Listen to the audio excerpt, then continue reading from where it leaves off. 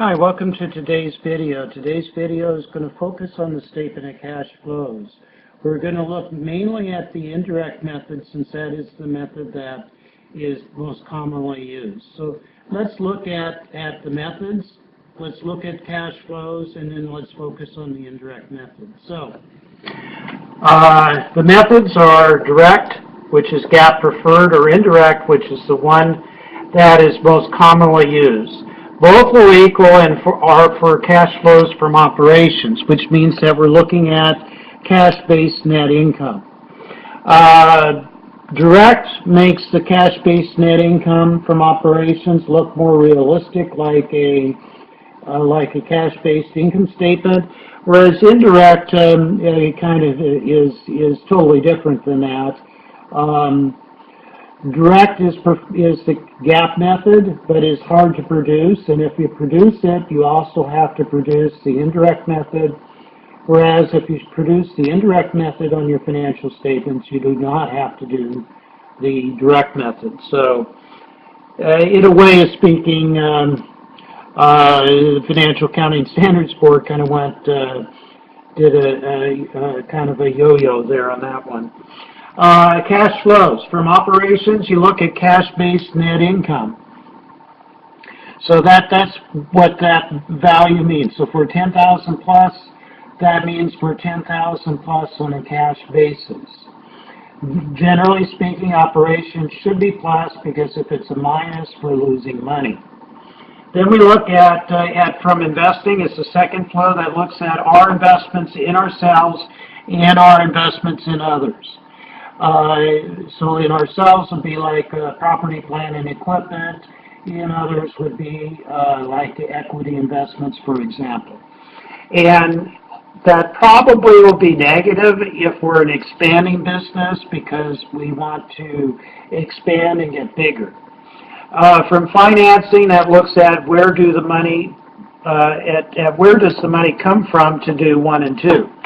Do we sell stock? Do we sell bonds? Do we pay dividends? Are we paying the stock off? Are we paying the bonds off? This type of stuff. So where did the money come from? Now the indirect method, the one that is most commonly used, and to be honest, the easiest method, we start with net income or loss from the income statement.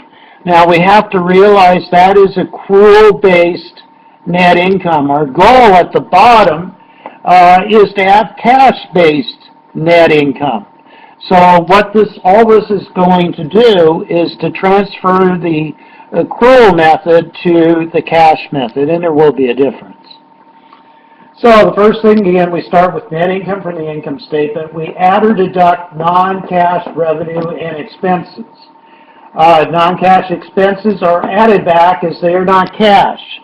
So they were originally deducted, not being cash. We're adding them back. That cancels the effect of the non-cash expenses.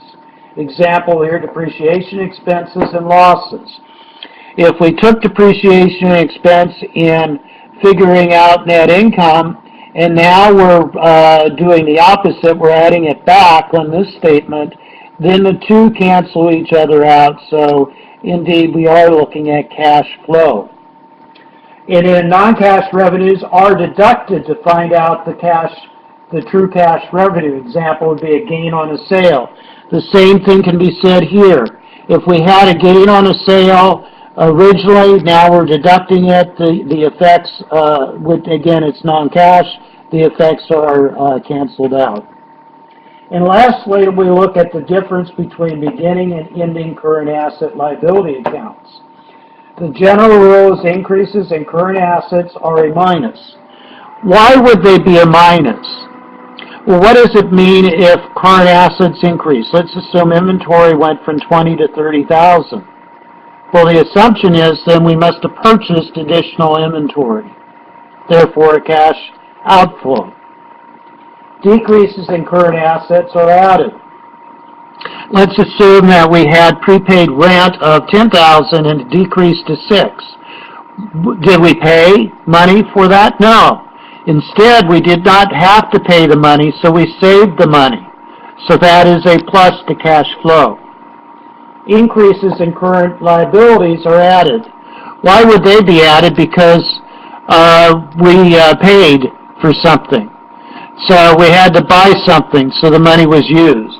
Whereas a decrease in the current liability is subtracted because we saved the money. We did not buy something. So again, when we're done adding, subtracting all these items, we will get cash flow from operations. What does that represent? It represents true cash-based net income. It does not matter if you do it directly or indirectly, they both come out with the same number. I look forward to seeing you on the next video.